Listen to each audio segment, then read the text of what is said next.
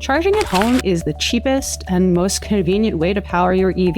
You just wake up with a full battery every day. But a lot of new and potential owners feel really overwhelmed when it comes to getting set up at home. Even the team at Recurrent has had a lot of missteps and regrets when it comes to their first charger. But don't worry, we're going to break down the basics and walk you through the simple math you need to calculate your charge time based on the setup that you have at home.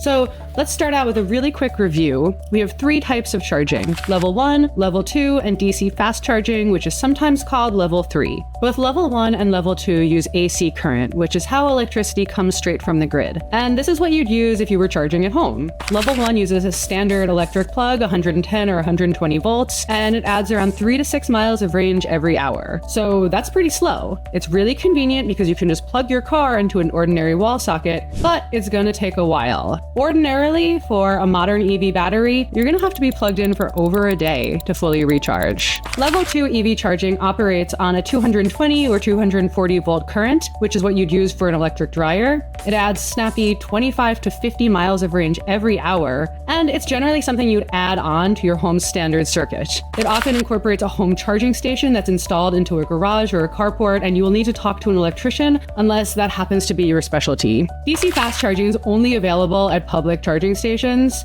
so unless you are a public charging station, we're gonna skip that until the next video. Regardless of how you plan to charge, it's a great idea to check where your nearest public chargers are, because a lot of people actually get free public charging with their car, and it can be nice to try it out to see how it works before you go on a road trip, or if you're only using level 1 at home. So here's something to think about. So you bring home your EV, you're all excited, and the truth is you may not need to jump into buying a level 2 charger just yet. We always recommend that you start with the 110 volt plug that comes with your car just to see how it goes. If you drive under 40 miles a day, which is what most of us do, it's probably going to be fine for you. You'll just use the charger that comes with your car, and when you're done driving, you just plug it into the wall. Most residential outlets are rated for 15 amps at 120 volts, or 1800 watts. If that's your setup, you can draw around 80% of that power continuously, meaning that you'll be charging at 8 to 12 amps, netting 960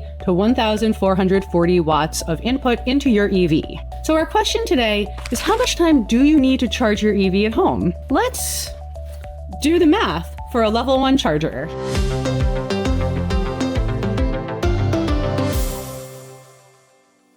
First, you'll need to find out the efficiency of your car. The average efficiency for an EV is around 3.5 miles per kilowatt hour. Second, you need to know the speed at which you're charging. To factor in charging losses, which is energy that you lose to heat and friction as it goes through the wire, we're going to take 90% of our charge speed. Finally, we need to know our battery size. It can be found on the EPA's website, or if you just Google your car. So let's take an easy example. We have a brand new EV with 3.5 miles per kilowatt hour of efficiency, a circuit that provides 1.5 kilowatts or 1500 watts on a standard wall outlet, and a 100 kilowatt hour battery. So let's say we want to charge from 30% to 80%, which is going to be half of your battery. So half of 100 is 50 kilowatt hours. Step 1, we're going to multiply 1.5 kilowatts by 0.9 or 90%. And this is to get the realistic charging speed when we factor in those charging losses. So that's going to be 1.35 kilowatts. Now we're going to divide 50 kilowatt hours by 1.35 kilowatts, and that gives us around 37 hours to charge only half of our battery. Now, you may be asking, how much range did that 37 hours of charging get us? We're going to multiply 50 kilowatt hours by 3.5 miles per kilowatt hour, and we see that that actually gets us 175 miles. And that's how much you're going to be able to drive after charging your new EV in the wall for 37 hours, no special equipment needed. But what about if you only have time to plug in overnight for like 8 hours?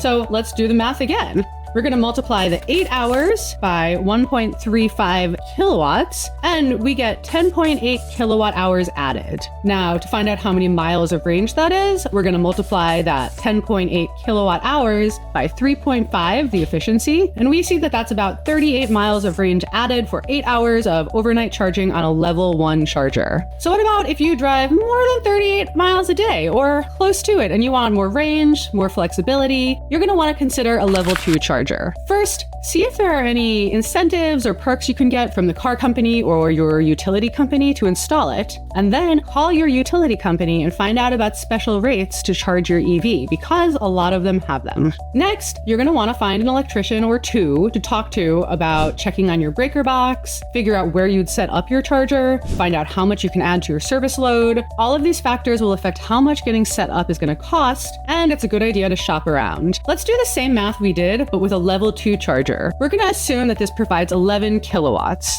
We're still refilling our 50 kilowatt hours, and now we're going to take 11 kilowatts and multiply that by 0.9. And so our charge speed is going to be around 10 kilowatts. Again, let's divide our 50 kilowatt hours by 10 kilowatts. And it's going to take around 5 hours. So that's a lot faster than charging on a level 1 charger. 37 hours versus 5 hours. So let's see how much this 5 hours of charging is going to give you. That's the same math, and that's going to give us the same 175 miles as above. One thing to be aware of is that your car itself has a limit on charging speed. There's something called an onboard charger, and that dictates how fast you can charge on a level 2 charger. It's a good thing to find out your onboard charge speed before you go out and buy a super high wattage home charger, because you may not be able to use all that speed. Here are a few more things to consider when you're looking at level 2 chargers. Some have smart features that allow you to schedule charging. Most modern EVs don't need this, since on your car itself you can schedule charging on board or in the app. Some chargers also have built-in Wi-Fi, which is good for households that have solar or battery storage setups, since the charger can talk to all the other systems. But you're going to pay a premium for a smart charger, so if you're not sure that you need it, you probably don't. Some chargers are wired and some have a plug. Finally, you've heard me talk a lot about